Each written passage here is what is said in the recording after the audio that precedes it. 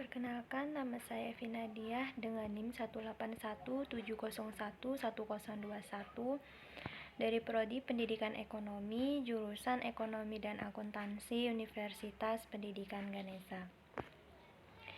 Di sini saya akan melanjutkan sosialisasi mengenai skala prioritas, yaitu menyusun skala prioritas. Menyusun skala prioritas, yang pertama yaitu tingkat urgensi. Urgensi artinya adalah kepentingan atau kebutuhan yang vital.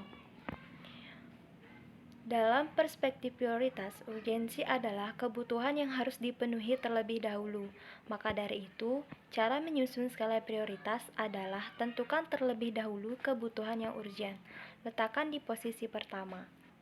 Misalnya, tingkat urgennya yaitu kita harus membayar biaya listrik terlebih dahulu, maka kita harus memprioritaskan yang urgen terlebih dahulu untuk membayar listrik tersebut daripada memenuhi kebutuhan yang misalnya membeli pakaian, membeli peralatan yang tidak terlalu dibutuhkan, atau lain sebagainya.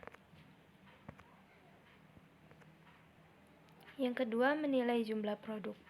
Tinjauan terhadap produk perlu dilakukan. Contohnya adalah melihat apakah produk tersebut sulit didapat atau sebaliknya. Jika sulit didapat, maka perlu dimasukkan ke dalam prioritas teratas. Sedangkan jika produk banyak dijual, Anda bisa menunda untuk membelinya.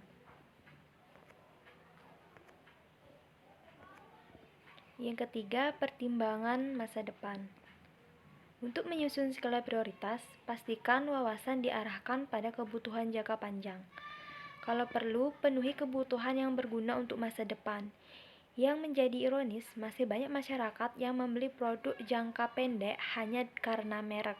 Padahal kebutuhan masa depan banyak yang terbengkalai, seperti biaya kuliah, asuransi pendidikan anak, dana kesehatan, dan lain sebagainya.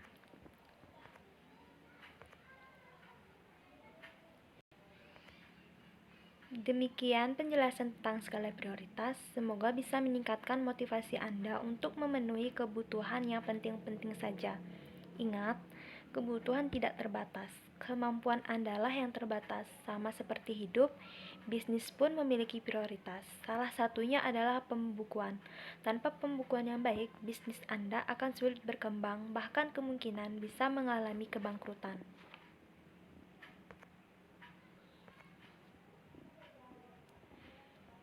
Mengatur keuangan rumah tangga memang susah-susah gampang. Ada saja kebutuhan yang membuat Anda harus mengeluarkan uang melebihi anggaran.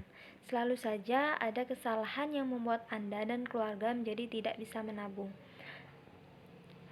Salah satu permasalahannya mungkin karena pengelolaan Anda yang kurang tepat. Jadi, sekian sosialisasi kali ini. Nanti tentang menyusun anggaran keluarga akan dijelaskan dan dilatih di minggu ketiga. Sekian dan terima kasih, semoga bermanfaat.